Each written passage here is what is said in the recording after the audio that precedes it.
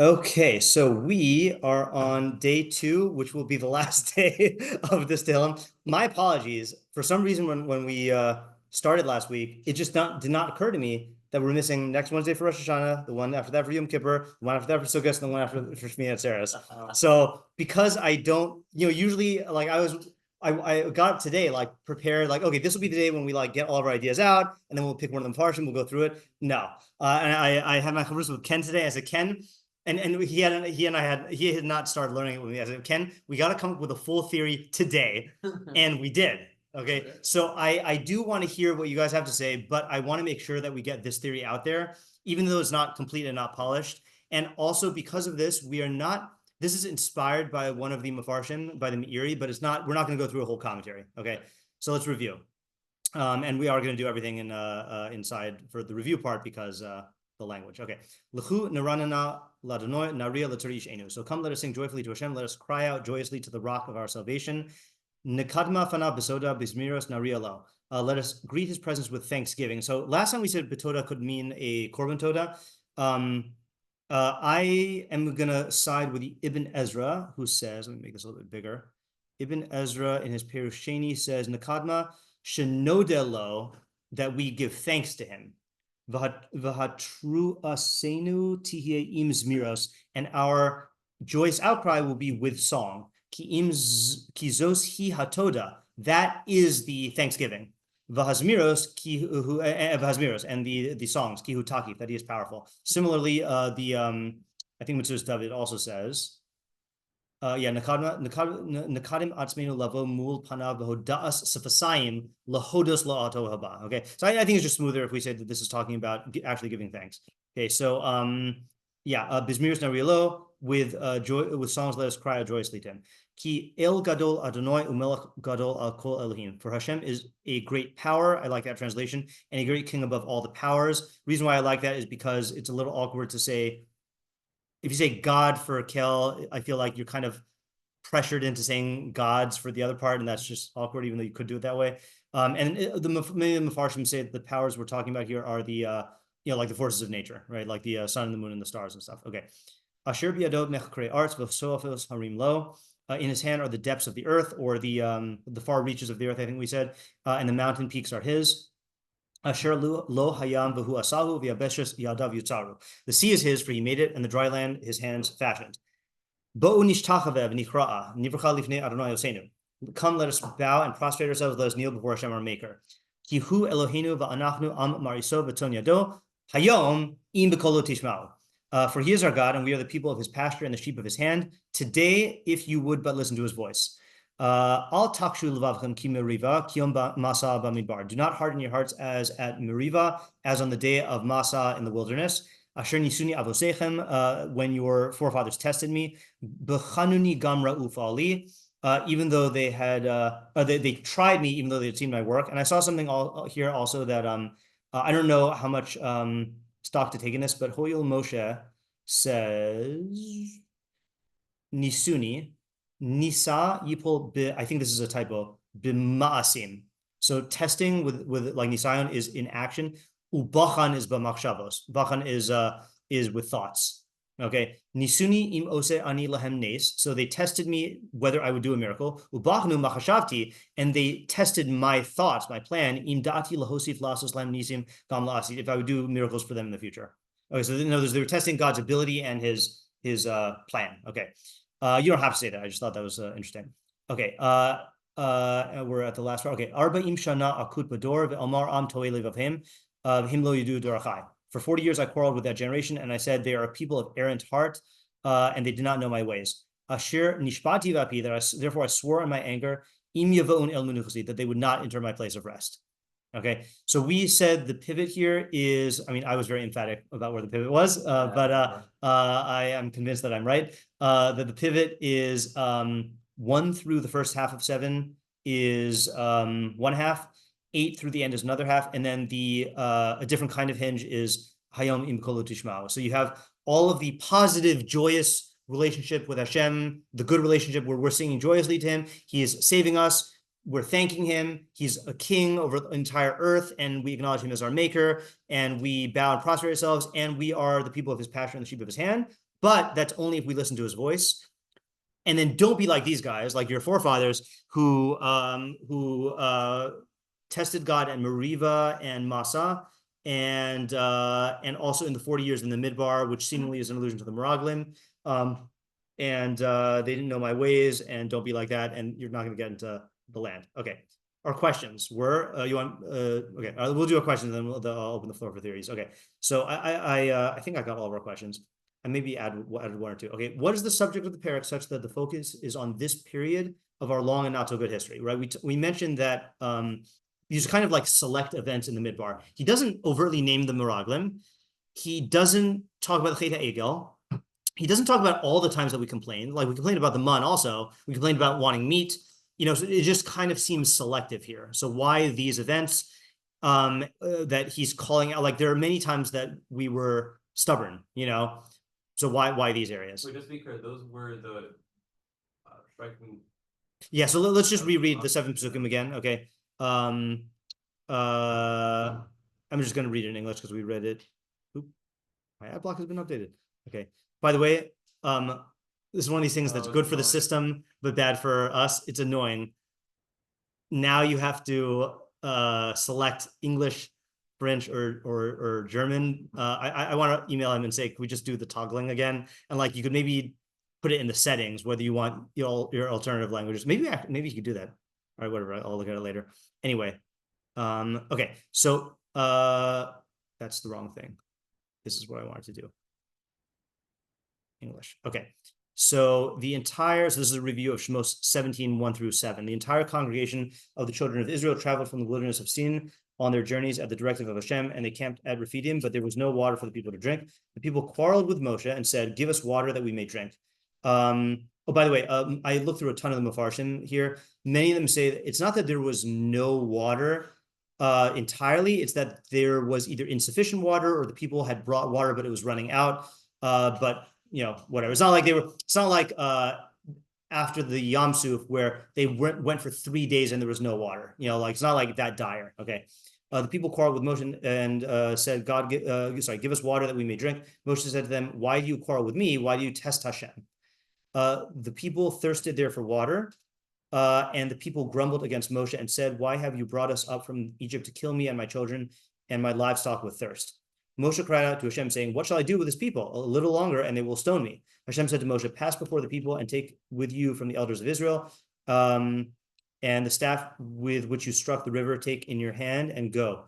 Behold, I am standing before you there by the rock at Chorev, and you shall strike the rock, and waters will go forth from it, and the nation will drink. And Moshe did so before the eyes of the elders of Israel. He named the place Massa and Meribah because of the quarrel of Bnei Israel, and because of their testing of Hashem, saying, is Hashem among us or not? And then Amalek comes and attacks.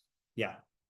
Okay, so questions. So that was our first question. Second question, who is the speaker throughout the parak, and why does it change to God in Ches? So it's talking about Hashem up through at least until Ches, but then it switches when your forefathers tested me, tried me, even though they had seen my work. I think we answered that by saying that this is his voice, right? Yeah. Yeah. Yeah, okay, I think we just saw that. Okay, fine. So that's so you can still say like, why does it switch voices? But now we know. Okay. Okay. 1 and 2, why are these actions specifically being commanded? How do they fit into the contents of the rest of the parak? So we got sing out joyfully. Sorry, let's do Hebrew. Neranena, Naria, Nekadma Betoda, and Bizmiros Narialo, and then 3 types of bowing. Hishtachavaya, Kriya, and Bricha. I'll have your kind, whatever you want to call it. Okay. So why those actions out of all the many actions that we ordinarily like do to Hashem? Okay. All right. Main question 1 through 7. What is the argument and the flow here about why we should, do this for Hashem, to Hashem? A lot of keys and ashers, right? So how is that? What's that reasoning here? For he is great power, in his hands are the depths of the earth, the sea is his. And he is our God. We are his people in the pasture of his pasture and the sheep of his hand. Okay. Why mention 3 terms for bowing? Why is Hashem, being Hashem's flock, presented as a reward for heeding him? Plain shot there is like, he's going to be the best shepherd ever, right? So he's going to provide us for our needs. So I think that's just plain shot. So I don't really like this question. I mean, you can still ask what it means, but I don't know about that. Okay, why frame the condition as a present tense statement qualified by an if? We are the people of his pasture and the sheep of his hand if we heed his voice. I don't like that question either. I forgot what we said about it last time, or if I liked it last time. Okay, what does it mean to listen to his voice? What are these two possibilities of being his flock or not? Like, what does that mean? And then is this really a binary, whether either we are a flock or we're hardening our hearts, right? It seems to be that's the choice. Okay. What is the hardening of the hearts? What is the you doing in the second half of Ches? It should be your fathers, because you weren't in the wilderness. It switches from your for yeah, don't harden your hearts. Oh no, this is also an answer, right? You should not harden your hearts like they did at Meribah when your forefathers tested me. So I don't think this is a question either. Okay, fine.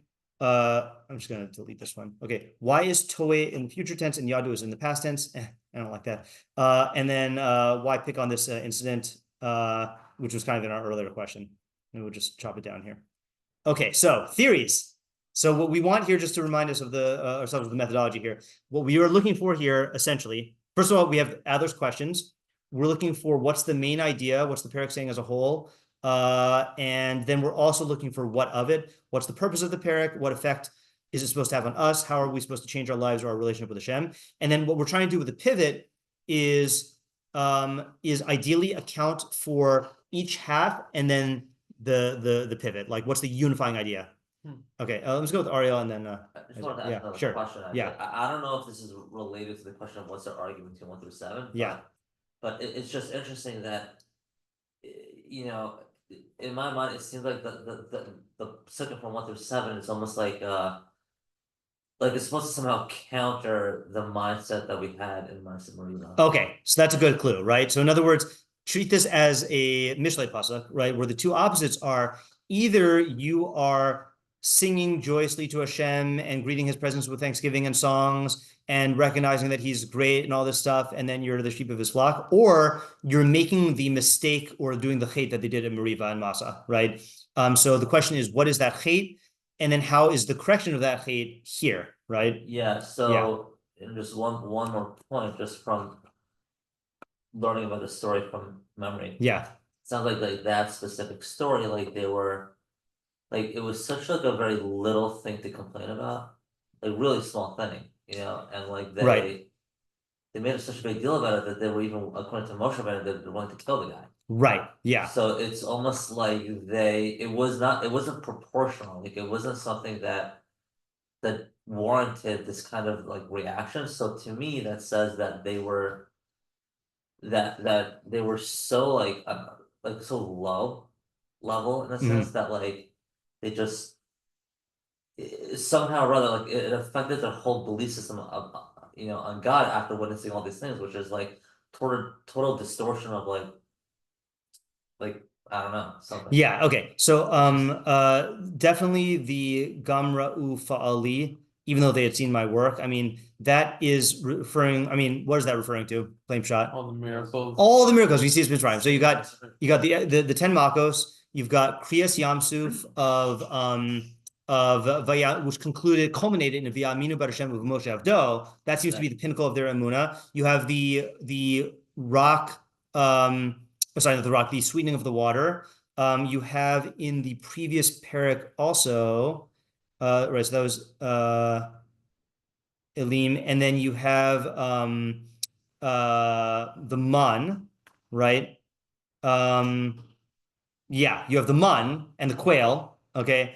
And that's already up until that point, right? So like, even though they saw that, then they're still questioning Hayesh Adashem B'Kribin Im Ayin, is Hashem in our midst or not? Yeah. And also just like one more thing, it's almost like I feel like it's almost like a really big busha to tell a God that like, or Moshe Rabbeinu, that what you took us out of Mitzrayim just to kill us here. Yeah. The whole point of like taking Mitzrayim so they can elevate it. Okay. I feel like that's one of the greatest insults. Yeah. Especially when Hashem always says, I am Hashem, I took it out of Mitzrayim. Right.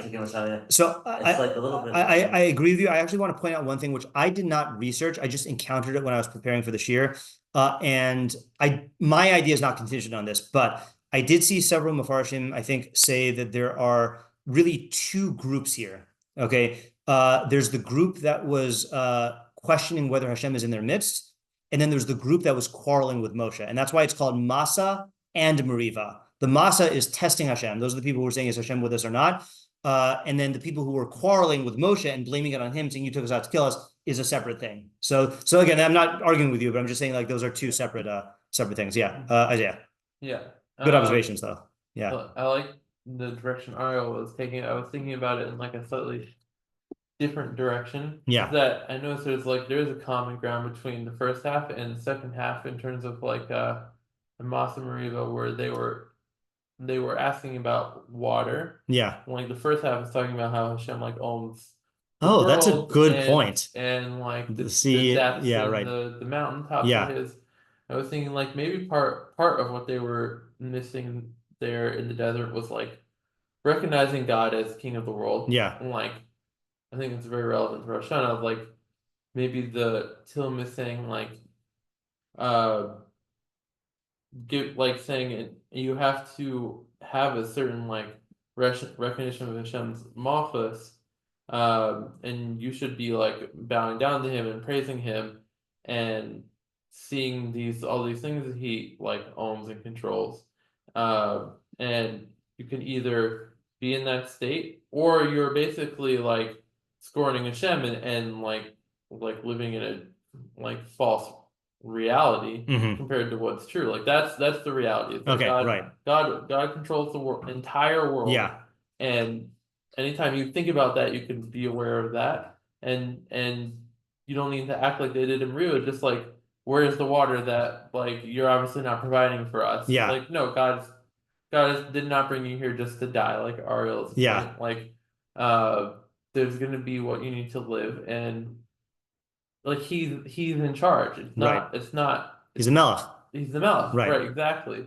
And you could be part of his flock. Right. Right. Okay. You just need to recognize that he's in charge. Okay. So this would be a good time. I see your hand, Moshe, but this would be a good time for me to anchor this in one of the meforshim, so we could at least say that we're learning the meforshim. I mean, I did get this from this was my my jumping off point here. I think this is just going to complement what you're saying here. So almost all the meforshim say that this is about Yemos HaMashiach. Okay, I don't know where they get it from. It's possible in the parak that they're either getting it from Tzur Yish'enu, that is talking about a teshua, okay, a salvation, or the parak before this is Kel Nekamos Hashem, Kel Nekamos Hofia, and talking about Hashem, judging all the Rishayim, and I wouldn't be surprised if that's about Mashiach. Okay, so is that one of the parallel Tehilim that it's saying when the Aron came to Yerushalayim, or maybe I actually don't know that very well. There is a parallel Tehilim that like, are in Devarim. Yeah, right. Yeah, that could be. Yeah, I just don't know. So the exception I found, one of the exceptions I found is the Meiri. Okay, so Meiri says like this: Rov mefarshim for EC. The majority of the mefarshim that I've seen, which by the way shows you that he didn't learn all the mefarshim, okay, which is well, I assume the ones that he yeah, he's not going to see the ones after him. Shapirshu kavanas mizmor lizman ha'geula. They explained that the intent of this mizmor is at the time of the geula. Shiomru ish la'achiv nelcha lahodos lakel lazamer lefana. By the way, he also says lahodos, not bringing korban todos. So that each person at the time of Mashiach is going to say to his brother, "Come, let us give thanks to God and to sing before Him." V'linera, but to me it seems shekavanas mizmor he lalame b'nei doro is to teach the people in his generation ulahashkia levavam be'emunos hatorios, and to entrench their hearts, or there's a better word for this, to instill in their hearts. Really, it's to entrench. Lahashkia is to sink their hearts into the. But we say putting the conviction into your hearts, it sounds like lahashkia levavam be'emunos hatorios, to entrench their hearts into the Torah beliefs. Okay.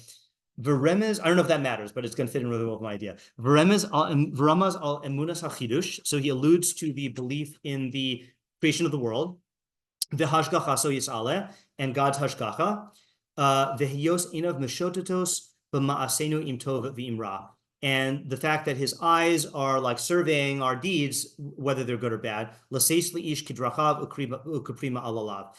To give each man whatever he deserves, right? So I don't know if hashgacha here is hashgacha klalis, but that would if you just read here, it would sound like creation of the world, hashgacha klalis, and then hashgacha pratis on all of your actions. Okay, because otherwise hashgacha is redundant with looking at your actions here. Okay, so he holds that, like Isaiah was saying, the purpose of this parak is to remind you of these fundamental Torah beliefs, and to realize, like, you really think that Moshe brought you out to die in the midbar after doing all these miracles? No, God is fully capable. He's the creator of everything. He's the manager of everything. And we're using these examples of people who didn't get that lesson in the midbar and teaching that to us here. Okay, did I miss anything overtly from what you said? Okay, let's go to Moshe. Right, so I don't know if it's the same or different, but I was thinking this is more as correcting a belief in the nature of Hashgacha or how God works or miracles. Yeah. And I only see something holistically and how the two parts contrast each other, but not how they hinge. Okay, all right, good, because that's the part that I'm going to get that's going to tie together. Yeah. But so specifically, I wanted to contrast, even though they had seen my work and then the descriptions of what God owns, right? The depths of the earth, the mountain peaks, and that the failure of the generation there was not only for what they did get from God, they, at least in the pasuk, they didn't seem to give any thanks for that or appreciate it, but they still had the audacity to then have a lack of faith that after you've seen all this, God can still provide, and then but then just complain that God can't, or that there's an incapacity in God, and that the psalmist is then trying to tell us, and you don't even need to have outward miracles like that to give thanks to God. You can just acknowledge, you can just look at the world around you and see the fact that God created all of these amazing things, and that itself should be enough of a reason to go and give okay, thanks good. to God. Okay, good. Oh, I think I saw someone make that argument explicitly. Was it the Meiri? Give me 1 second.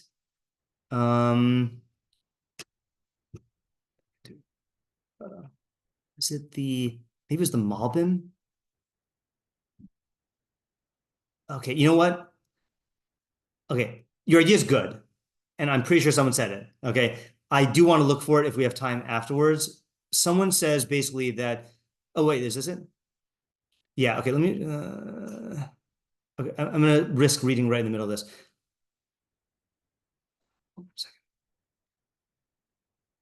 The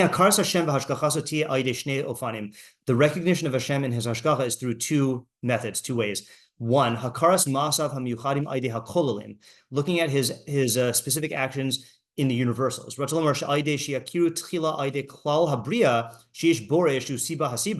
That look by recognizing first on the universal creation that there is a creator who is the cause of causes, then they'll investigate his particular actions, how all of them are arranged with wisdom and kindness and mercy on his creatures. They'll know that he's also supervising and conducting the world, guiding the world. That recognition is specific to the non-Jews. I think he does this whole theory about how we have a different method of recognizing it because they don't see the miracles, but we have a history of miracles.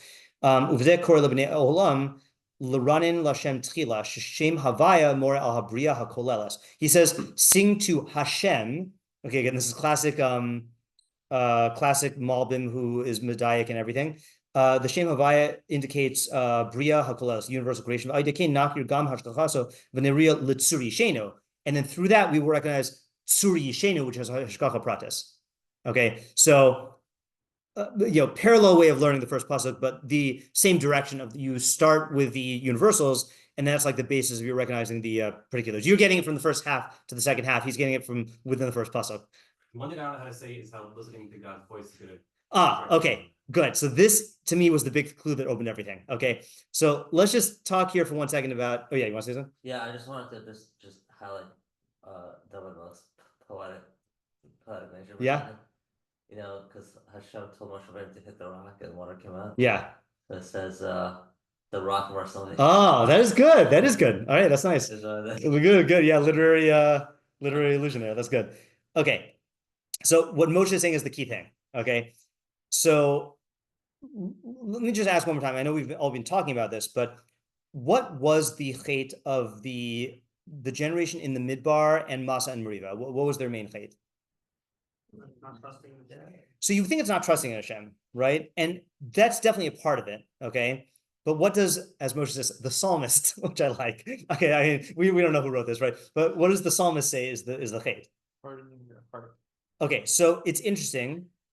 He tells us not to harden our hearts. So the implication is that they harden their hearts. So that's part of it. Right.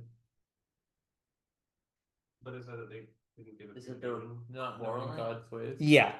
They are people of errant heart and they did not know my ways. Okay, and in Hebrew, this is am toeh levav. Toeh, I think, literally means to stray or to waver. Okay, like off the path. It's also used for like drunken people, like they're like, going around like that. And they did not know my ways. Okay, so lack of yedias darchei Hashem, lack of knowledge of God's ways. Okay, so if that's the chait, right, what would you expect the solution to the chait to be? Learn God's ways. Okay, and the first half of the parak definitely suggests that. That's what Moshe was picking up on. Okay, but that's not what the psalmist. Sorry, I can't say it. So if I feel so academic when I say it, that's not what the author says is the solution. What does he say the solution is? Listen to God's voice. Wait, how does the first have to demonstrate God's ways and not just his greatness of the fact that we see? Well, it's his ways in the Maise Brachis, right? Meaning something we can replicate from in terms of No. Just in terms of recognize that he is the power behind all the powers. He formed the earth. That's creation yesh me'ayin. Oh, so you don't mean like attributes of? I don't mean no. Okay. I mean just like the Hashem's actions, right? Like Moshe Rabbeinu says, Hodieni na esrachacha ve'edacha, make known to me your ways and I'll know you. And it's true that Hashem goes with the Yugam Amidos, but beforehand he says, Ani avir kol tuvi al panecha or lefnecha, right? I'll cause all my goodness to pass before you. And the Rambam says that's the what does it mean tuvi? It means whatever God said, it's the tov mode of Bereshis. So like that's the dark Hashem. Okay. Yeah. I mean, it's also Hashgacha Pratis, but yeah. Okay, fine. Okay. So that's the mystery here, right? Is that the essential chait is toei levav and lo yadu dorachai, right? And it was expressed in Masa and Meriva when they hardened their hearts and tested Hashem, saying, is Hashem in our midst or not? But then the solution is listen to his voice.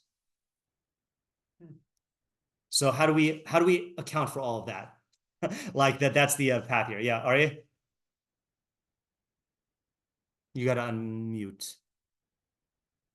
I don't know if you're. I see your hand. I'm trying to call on you, but you're muted. So I guess I can't hear you. If you decide to unmute, then I'll hear you. Sorry, I just got it now. Sorry. All right. Yeah. I don't know. It's like the medrash that says that or that they only heard the two. Oh, it says it says the pasuk says that they didn't want to hear the rest of it from God, and then God says the rest of the Torah from God, and God says if it's it would be great if they heard the rest of it. It's their lack. I think I'm confusing two things. One of them is there's like a medrash that says if they'd heard the whole thing from God, they wouldn't have sinned.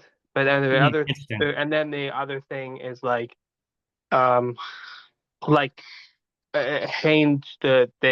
should listen that they should listen to me, like if they would only listen to me. So I don't know, it seems to make that connection. Okay, yeah, that's interesting. Interesting midrash, and that definitely does connect the two. Anyone else have any other idea here?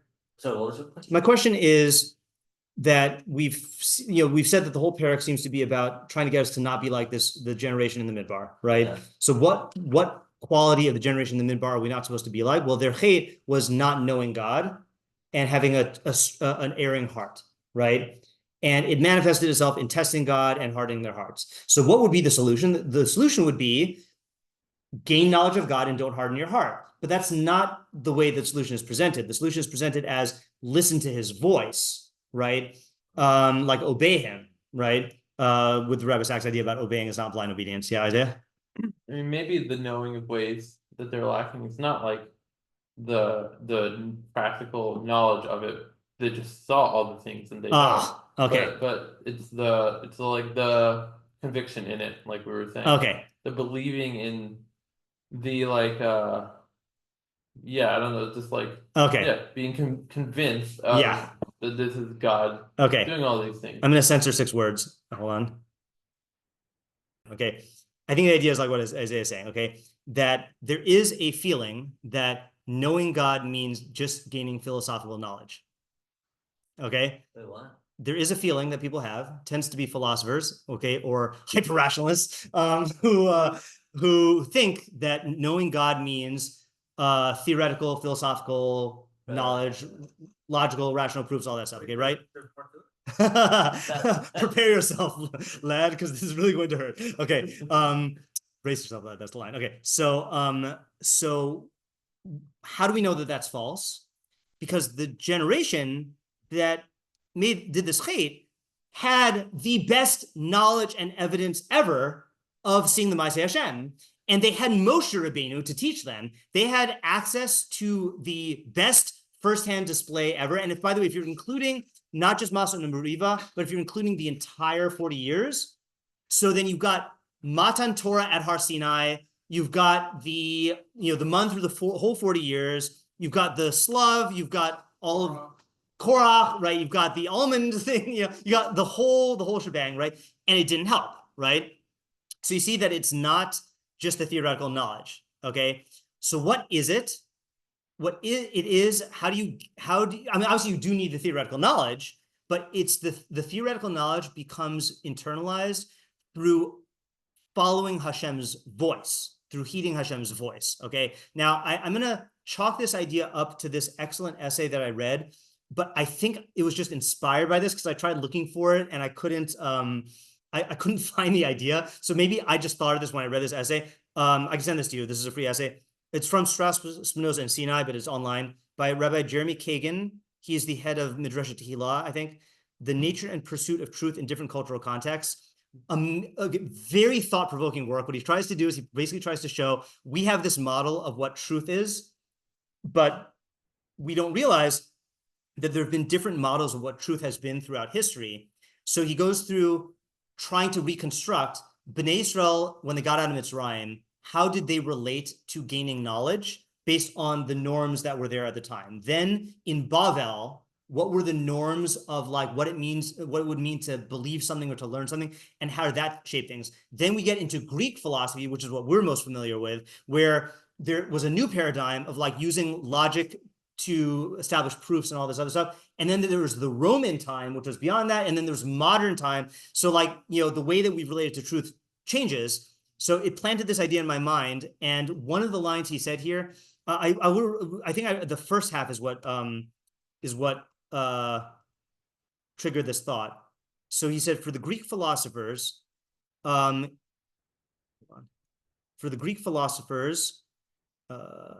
even God is a consequence of truth. They discovered their version of God through logical deduction. Philosophically, it was untenable that there was not a basis to reality, so out of logical necessity, God must exist. Effectively, logic generates God. Not surprisingly, the Greeks understood that God was bound by logic, but they saw logic as primary to God. Okay, that's a separate point, right? So in other words, you're leading the charge with logic, and then you arrive at the conclusion that God exists, okay? So that got me thinking, well, what's the Torah's paradigm, okay?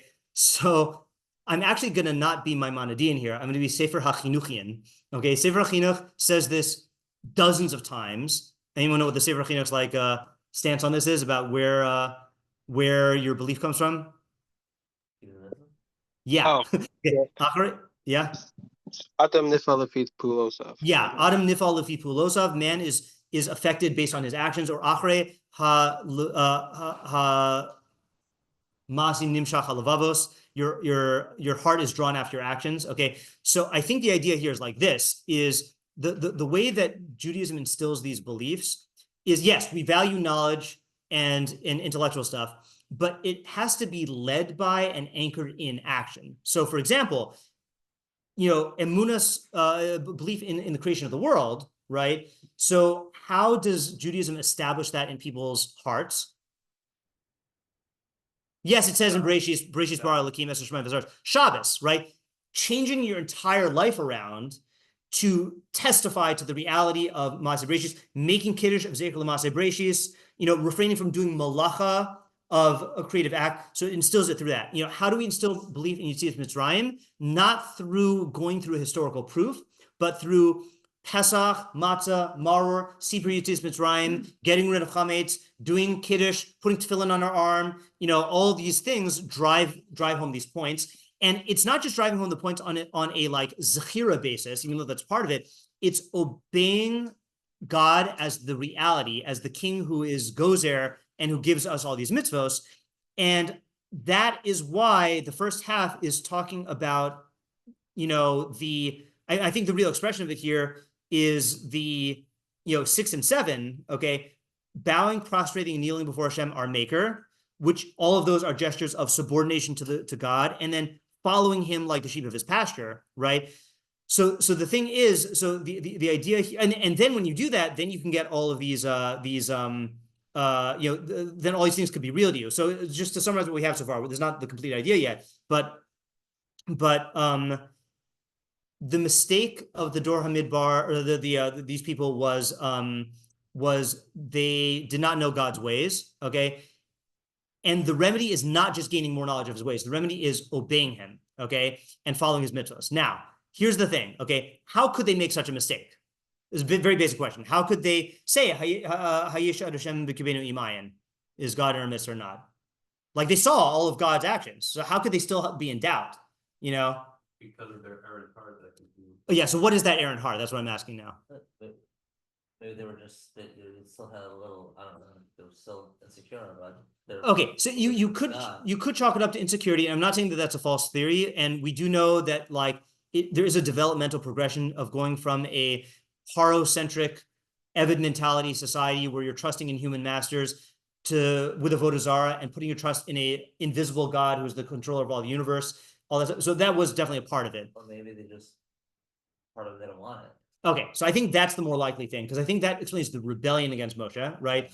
That there is a part of you. I think it'd be false to say that Bnei Israel did not recognize Hashem, like across the board, right? Obviously, they had to know Hashem, but there's another part of them that does not want to be bound by the mitzvos, and that is willing to rationalize away all of the evidence that their mind saw in order to be able to sustain this life where there's no melech over you, okay? And I saw this good diuk that the Abravanel makes in Masa Umariva, okay? So it says, Hayesh Hashem b'kibenu im ayin. Is Hashem in our midst or not? That's how I translated it, okay? But what's the actual translation?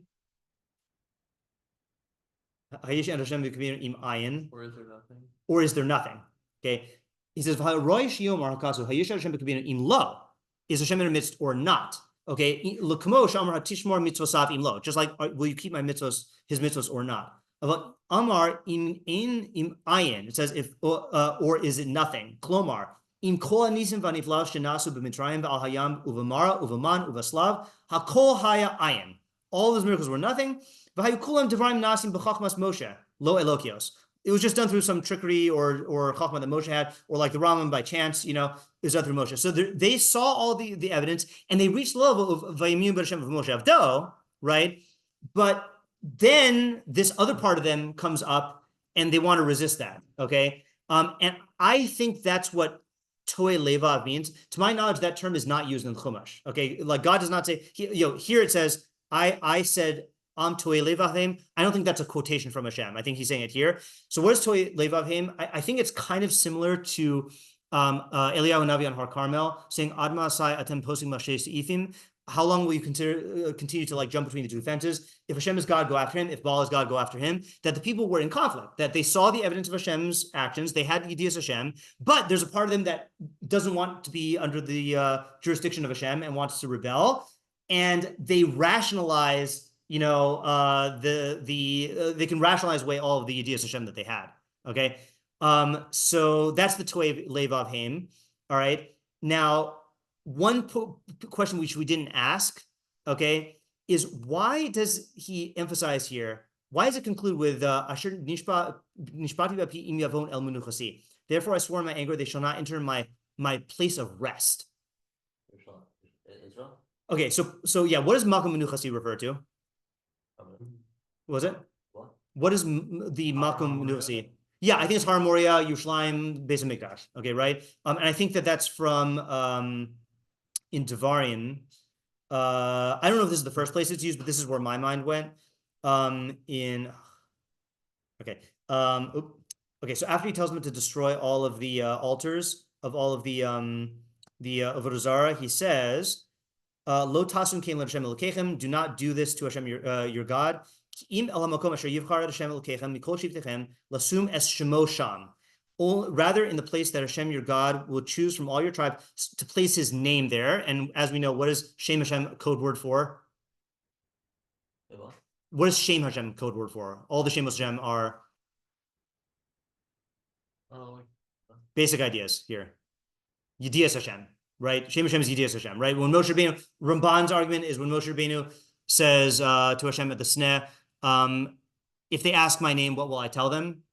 Right? So that's a really bad test, right? Because either, if he's just asking for the name Ekia Asher Ekia, then either all the people know it, in which case it's probably easy for Moshe to find it out, or if they don't know it, then how's it a test? So Ramban and Rambam both say that it was really conveying Yedias Hashem to them, right? And all of God's names are Yedias Hashem. So that's where my name is placed. L'shichno sidrashu uvasa shama. I don't know how to translate L'shichno, to his dwelling, right? You should seek and come there. Bring all your korbanos. Etc.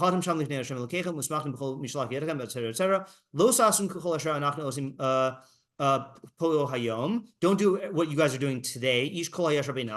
Doing it whatever you want. Because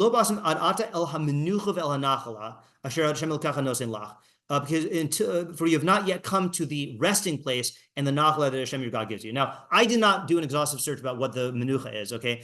But I had a shot about why it refers to this as the makom of menucha here. You could say that's where the permanent location of the mikdash is going to be, or the mishkan is going to be, right? But I think it's better to say that this is the place of hashra shechina. Okay, this is the place where God's shechina is and where his hashgacha is.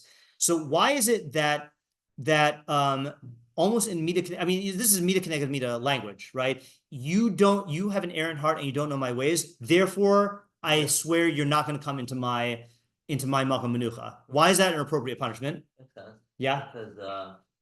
Because I mean, the basic message is like, kind of like understanding God in His ultimate form. Right. I'm not going to give you the privilege to do that anymore. Exactly. Right. So in other words, you don't want it. The place of the Mikdash is the place of Yedias Hashem, where you recognize the Shekhinah and everything like that. And these are the things that you do in the Mikdash, by the way, of singing to Hashem and giving thanks and giving, you could say literal todas now, but you're not, if you're going to be harboring this toy levav and not knowing God's ways, there's no point in bringing you to the Mikdash. Like, no amount of Mikdash is going to help you. If you could see the Kriyas Yam Suf and the Makos, and that's not going to help you, Mikdash is not going to help you there. Yeah. Here's my question. Yeah.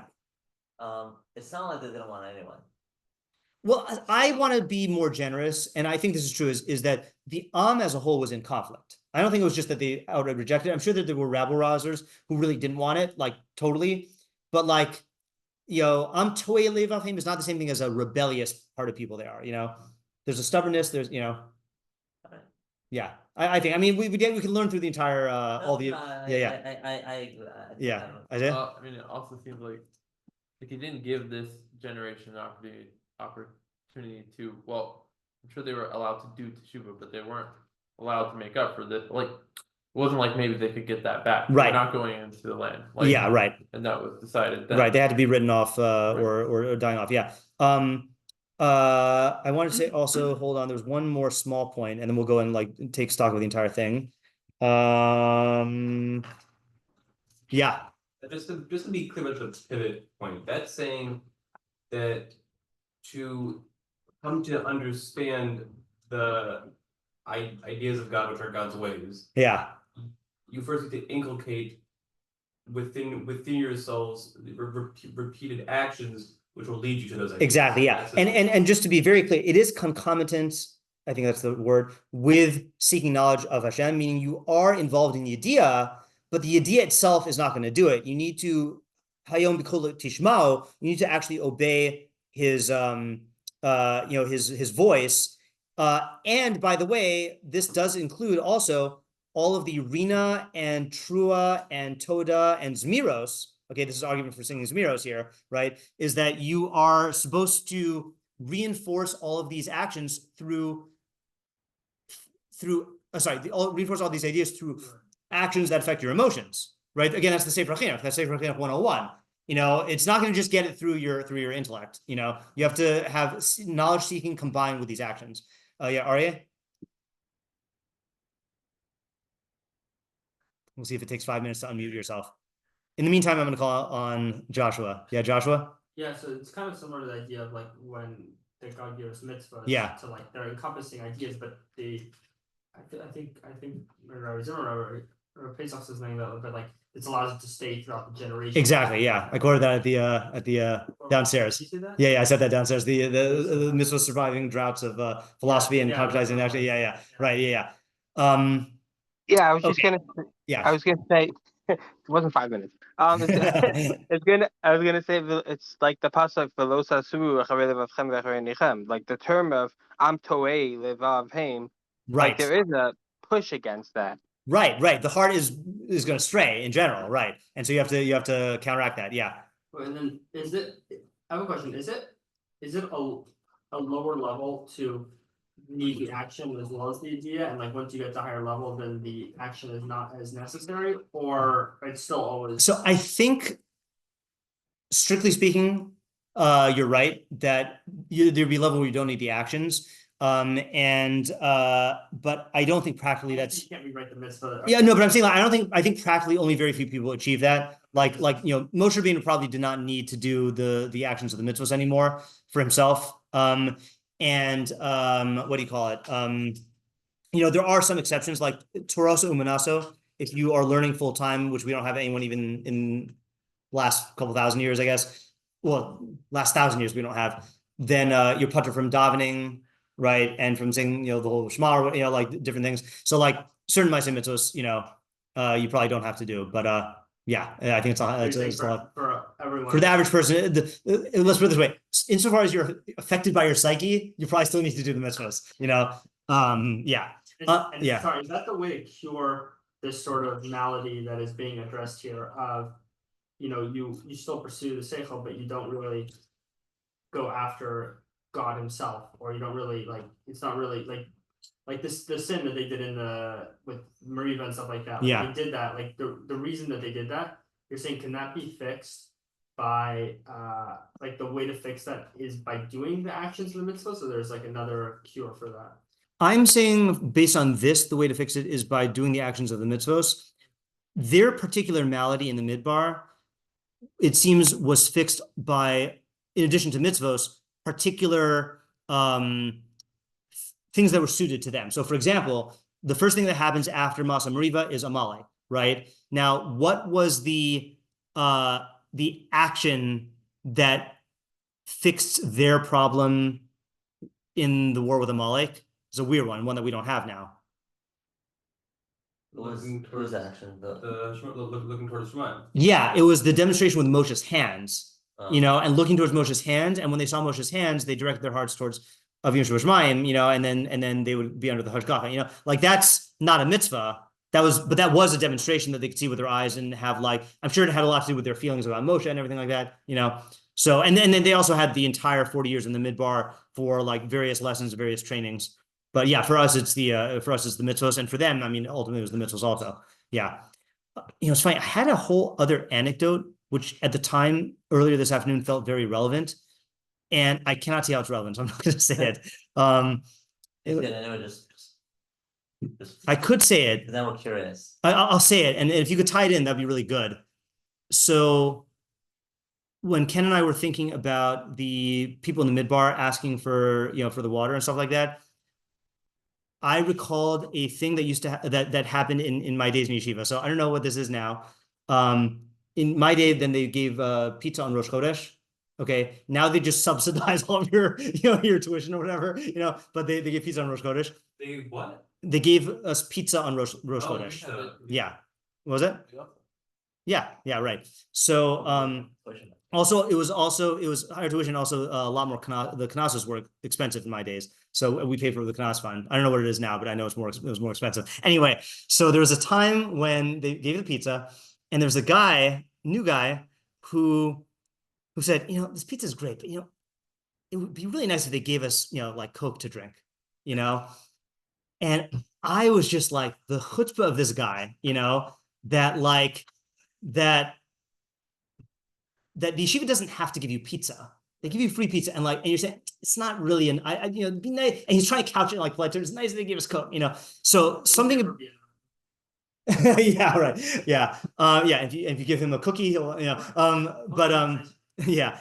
So I was reminded of that by the people in the Midbar that they got the entire Yetzias Mitzrayim and the Mitzrayim drowned in the Yam Suf, and they got the water at Mara, and they got the man, right? And they're still saying, well, is Hashem with us or not? That attitude, I mean, if you unpack it, just shows so much distortion and entitlement, and I was thinking that has something to do with the hardening of the heart, but I can't remember how we tied it into this. How do we explain hardening of the heart? Yeah. So hardening of the heart, the way I'm taking hardening of the heart as the bad reaction to the toei levav. So toei levav is a human condition. We have times when the ideas move us, and we have times when our emotions move us towards other stuff. So that's the toei levav. And then what you don't want to do with your lave is harden it, which is like paro hardening of the heart, of having all the evidence staring you in the face, and then acting contrary to it or denying the significance of it. That's what we don't want to do. And the antidote to that, as presented here, is to subordinate yourself to Hashem in terms of the mitzvos. Yeah. Your idea could be tied in if you actually just say the face of rest is Israel itself, meaning God. That could be. Meaning that all the miracles themselves, they should have led to Bnei Israel becoming subservient, right, by knowing his ways and getting things, but the right, opposite happened, and they became entitled instead. Right, so, and yeah. First of all, not only is it just detrimental to themselves by going into where there would be no miracles, and right, a total disaster for them, but the fact that right, they just don't deserve to be in that land anymore. You guys failed to recognize any goodness. How right, can I give you any more goodness? That's really good, and that fits in very well with the sheep metaphor, which is that the ideal relationship is Hashem is our roeh, and we are his mireh, or we're his son. Mireh is the field. I don't know, whatever. We're. Am I mixing up my words? Whatever. We are his sheep, right? And he's our leader. And if you follow the shepherd, you get the good grazing, right? So that's in Eretz Yisrael, right? Yeah. And if you are spurning, if you're asking for Coke, it would just be nice if you got some Coca-Cola, then you're just really, it's a kafui tov, you're just denying all the good. Yeah. Okay. So let's now just formulate the main idea and the takeaway. Okay. Just to review. Okay, so the main idea here is, I'm actually gonna write this down because I don't want to forget it again. So the main idea is that, actually, let's do the takeaway first. Okay. The takeaway first is that the principal chait of is that how you say it? The main chait. Yeah. Yeah, I'm starting to get tired because the early wake up. The main chait. You get tired and you start thinking of words like principle. Yeah, Mazu Umariva was lack of Yedias Hashem, okay, and Toei Lev, which is a wavering heart, okay. But the antidote is heeding the voice of Hashem, okay. In other words, it's not enough just to seek and obtain Yedias Hashem in abstract, okay, as we see from the fact that generation had the greatest Yedias Hashem, okay, firsthand, right? But rather, you must subordinate yourself to Hashem in action, and your heart will be shaped by that. Okay. And if you respond to the to'e lave in the wrong way by hardening your heart, okay, you won't get any of the makom menucha, and the mikdash won't do you any good. All right, any good? Yeah. All right, that's enough for time. I just want to get the question. So tomorrow, and then Isaiah, and then we got to stop. So just like a comment, that you can hear me, right? Yeah. Okay. So Rabbi Feder has that book based on his mother's letter, and he has a chapter about gratitude, and he also talks about kafoi tov. Yeah. And there's something in his book that I didn't really it seemed true, but I didn't understand why, and I think it's relevant to this. Okay. Which is that when a person doesn't want to accept their dependence on factors outside themselves, Yeah. then they sometimes like deny how good the thing is. He gave like an example with Adam and maybe another one I don't remember. Yeah. With like Adam talking about Chava. You know, he didn't want to accept. He was like being kafoi tov, but he was like, but he told Hashem that Chava wasn't that good, kind of. Right.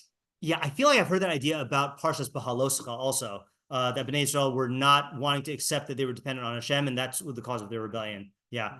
Yeah, that probably went into this also. Yeah, Isaiah? Something is like a little bit not lining up to me about the takeaway of like, can you go back to how you wrote it out?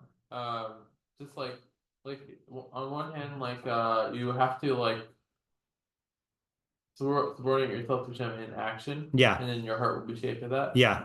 And it's also saying don't harden your heart. But like, isn't that like if you're the person who's like gonna go and harden your heart in the face of like those thoughts? Yeah. Then are you already like you're not even in the parsha of like subordinating yourself to Hashem? Or so like, the way I'm viewing it is you have the to'e lev, your heart is in conflict between following the implications of your knowledge of Hashem and then giving into other stuff. So you have that wavering heart. So you can either harden it and just shut off the knowledge and its implications, or you can combat it not by softening your heart, but by doing the actions of the mitzvos and subordinating yourself to Hashem, and then that will open up the path to being able to make the knowledge real to you. Yeah. So like in a way, that's the choice. Listen to his voice or harden your heart. You know? Yeah. Okay. So I think this is good. What I'm curious about is, I mean, I don't know what we'll do after Shmini Atzeres. I would like to do the next parak and see the flow from this through 99, because I think it's a unit here. Okay, so we'll see. All right, I'm glad we got an idea at least. So what tune would you use for like the last percent? I would turn around to the congregation during Kavod Shabbos and shout and point at individuals.